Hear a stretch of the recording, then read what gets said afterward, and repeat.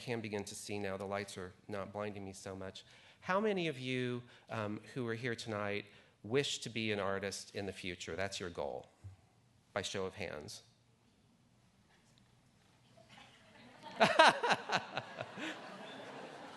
Okay.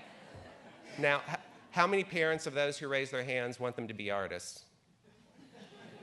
A couple. No, that's great. That's great because it's a commitment. It's a commitment unlike a lot of other disciplines. And I think that these young people already know that, and I'm sure that you supportive parents already know that it's a tough endeavor.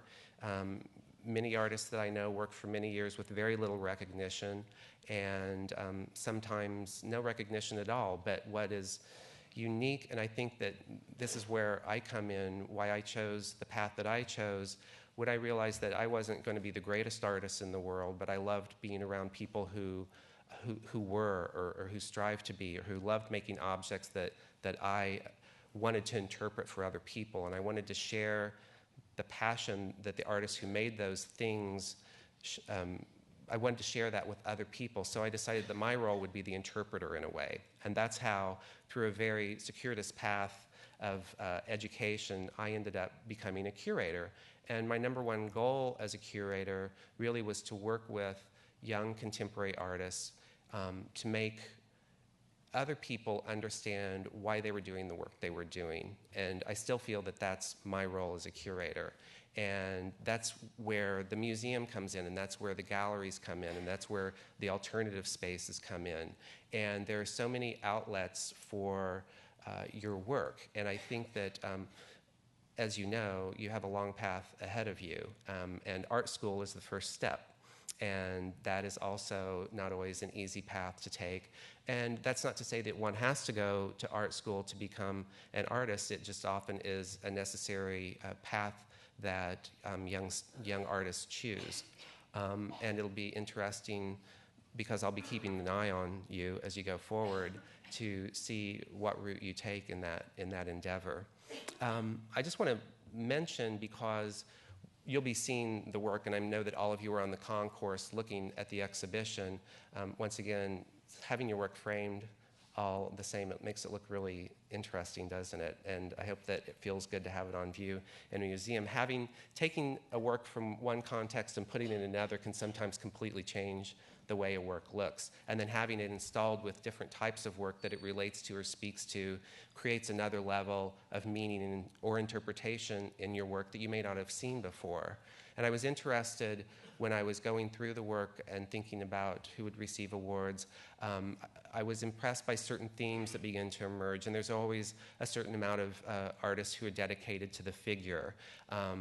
There are also, I think one of the interesting things, of course, in recent years is the use of computer technology. And there are a few works in this exhibition that are very sophisticated in the use of that media. And also very, the ancient materials like clay and metal, which are super tough to work with. Those of you who use those materials know they're kind of unwielding sometimes. And I was really, again, impressed by the facility and how masterful the hands of some of you at such a young age already are.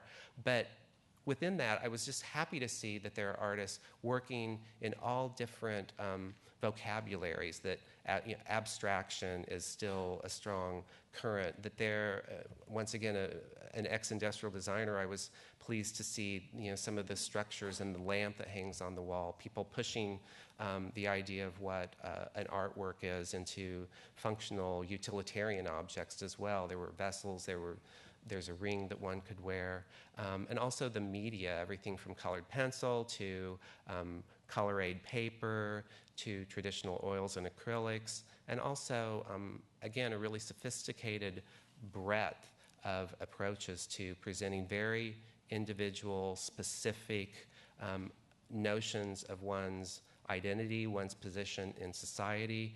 And I just want you to know that that all comes out in the work. Whether you intended it to or not, it really all comes out. And again, when it's hung together as exhibition, it becomes even more clear. So those are some of the observations about the exhibition that I wanted to share with you. Again, it was challenging to make these decisions that you'll be learning about in a few minutes. And as I said, I wish that I could give everyone an award, and I actually will be sticking around, but I want to run away because it's never a great position to be in to not be able to reward everyone. But I'm going to be available to speak with you if you would like, and I would welcome that opportunity. I'd like to learn more about what you're doing. And I hope that as part of your practice, and I know it is, that you come to the museum often, because this is a great crucible for learning about not just contemporary art, but where contemporary art comes from. The museum goes back, for many centuries and many civilizations. And for me, as someone who specializes in contemporary art, it's always so important to keep walking back in time and looking at what something that seems so completely contemporary today also looked completely contemporary in 2450 BC and 1200 AD. That there are themes and patterns and issues that are not defined by time. And it's really important as an artist for each of you to spend as much time as you can looking at others' art and looking at art of other cultures and studying it closely, because you don't want to be the one who paints another red painting and thinks that you're the first one to do it, number one. And number two, it's a great education that only you can give yourself. You can learn a lot in school, but only by looking and building that visual vocabulary can you make your own work sort of push past the other people that are surrounding you. So I encourage you all to pursue your passion, whether it's professionally or as a pastime, but you're all off to a great start. I was very honored to be able to participate in the program, and thank you all for coming tonight.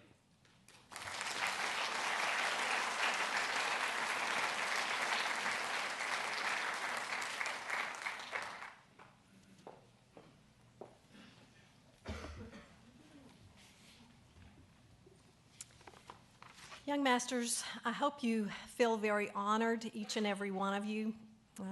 Mrs. O'Donnell and Mr. O'Donnell have made this event possible and have photographers and videographers, museum staff, all here to make this very special for you. So as we call your name, if you will walk up with your teacher on these stairs to the right, and you'll come all the way across the stage and stop right here in front of Lauren LaRocca, who's the assistant director for AP Arts and Music, and she'll hand you a certificate. Steve Foxall, the photographer, is going to take your picture, and so if you'll remain, stand by your teacher that you so dearly love and appreciate every day, in every way,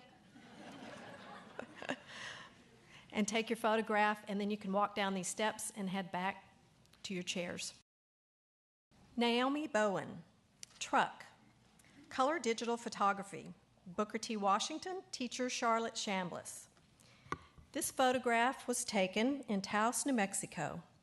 I was greatly influenced by Eve Klein's use of color and Georgia O'Keeffe's ability to capture Taos' vivacious energy.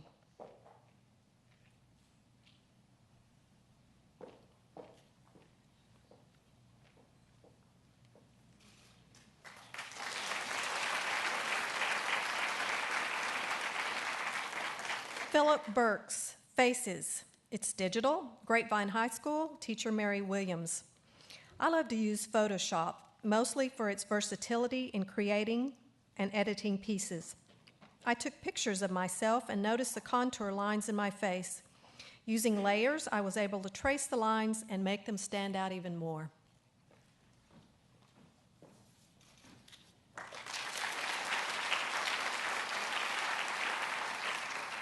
Xiao Cheng, an enjoyable afternoon. Cut paper, Colleyville Heritage High School, teacher Heidi Schaben-Cortese. I used soft and light-colored papers in this piece to convey a feeling of relaxation. It also demonstrates a lifestyle that I enjoy living, lying in a comfortable chair in the afternoon and reading my favorite book.